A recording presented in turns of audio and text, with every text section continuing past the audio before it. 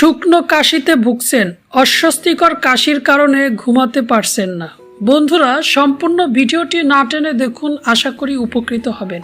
এরকম প্রয়োজনীয় মেডিসিনের সহজ রিভিউ পেতে সাবস্ক্রাইব করে সঙ্গে থাকুন। স্ক্রিনে যে কফ সিরাপটি দেখতে পাচ্ছেন, নাম পাইরেস ডি, প্রস্তুত করেছেন নাভানা ফার্মাসিউটিক্যাল। পাইরেস ডি সিরাপের উপকারিতা: একটা অনুৎপাদক প্রাকৃতির বিরক্তিকর কাশি যাতে কোনো কফ বা সিলেমা নির্গমন হয় না তাকে শুকনো কাশি বলে। সাধারণত এর সাথে গলায় একটা সুরসুরে অনুভব হয়। এই শুকনো কাশিতে ম্যাজিকের মতো কাজ করে পাইরেস ডি সিরাপ, এবং কাশির কারণে যাদের ঘুম আসে না, পাইরেস ডি খেলে শুকনো কাশি উপশম করে ও আরামদায়ক ঘুম সহায়ক এবং শান্তিদায়ক। বন্ধুরা, পাইরেস ডি সিরাপের উপকারিতা আমরা জানতে পারলাম। এবার জানব পাইরেস ডি সিরাপের ব্যবহার বা সেবন মাত্রা।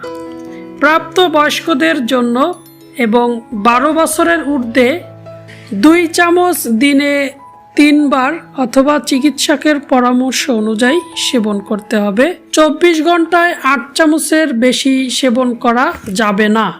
পাইরেস ডি সিরাপের পার্শ্ব প্রতিক্রিয়া: এই সিরাপ সেবনে মাথা ঘুরানো, ঘুম ঘুম ভাব, বমি কিংবা বমির ভাব, পরিপাকতন্ত্রের সমস্যা, মুখ নাক গলা শুকিয়ে যাওয়া এবং মূত্রত্যাগে জ্বালা পোড়া অথবা চোখ ঝাপসা দেখা ইত্যাদি কারো কারো ক্ষেত্রে দেখা দিতেও পারে।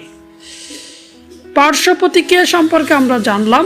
সতর্কতা: এই সিরাপ অর্থাৎ পাইরেস ডি সিরাপ সেবনে তন্দ্রাচ্ছন্নতা হতে পারে, অর্থাৎ ঘুম ঘুম ভাব হতে পারে।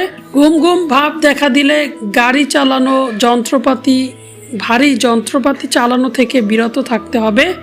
গর্ভ অবস্থায় বা স্তনদানকালে কি পাইরেস ডি সিরাপ সেবন করা যাবে কিনা?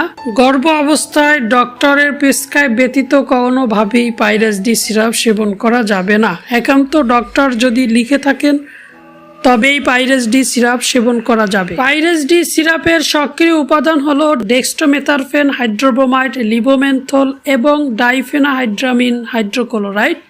পাইরেস ডি সিরাপের মূল্য হচ্ছে 80 টাকা।